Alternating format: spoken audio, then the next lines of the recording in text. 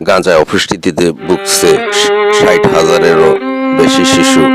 ফিলিস্তিনের গাজা উপত্যকা মানবিক পরিস্থিতি ভয়াবহ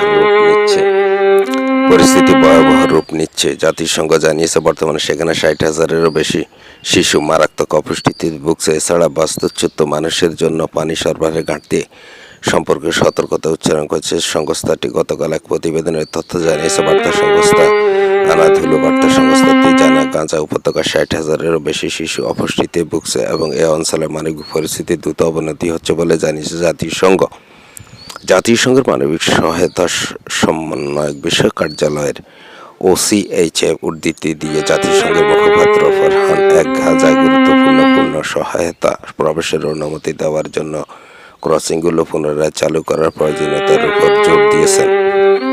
সংবাদ সম্মেলনে মুখপাত্র ফারহান বলেন, জরুরি সহায়তা পৌঁছাতে সীমান্তগুলো খুলে দেওয়া অত্যন্ত জরুরি। তিনি জানান, যেসব কমিউনিটি কিচেন খাবার ও জ্বালানি সরবরাহ করেছিল সেগুলোর রসদ দ্রুত ফুরিয়ে আসছে। ফারহান হক আরও জানান, বাস্তুচ্যুত মানুষের পানি সরবরাহ দ্রুত কমে আসছে। তিনি বলেন, পর্যাপ্ত পানি, সাফাই সরঞ্জাম ও পরিচ্ছন্ন পরিবেশের অভাবে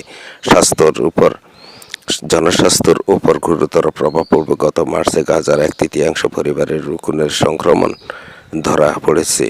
সংবাদ সম্মেলনে একজন সাংবাদিক জানতে চান, নিরস্ত্র জরুরি কর্মীদের ইচ্ছাকৃতভাবে হত্যা করা হলে তা কি অপরাধ হিসেবে বিবেচিত হবে কিনা।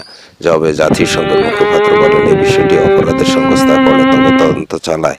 তিনি সরাসরি কোনো মন্তব্য করতে চান না।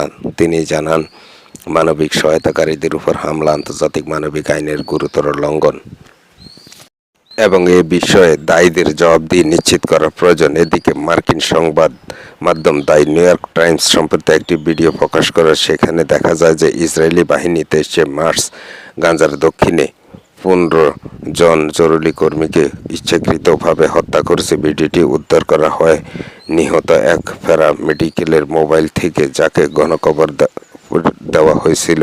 ইসরায়েলের দাবি করেছিল এই স্থানগুলো সন্দেহভাজনভাবে ছিল, কিন্তু ভিডিওতে তার বিপরীত তথ্য উঠে এসেছে। প্যালেস্টাইন রেড ক্রিসেন্ট সোসাইটির নিহতদের জন্য 8 জন ছিল রেড ক্রিসেন্ট কর্মী, 5 জন ছিল সিভিল ডিফেন্স কর্মী এবং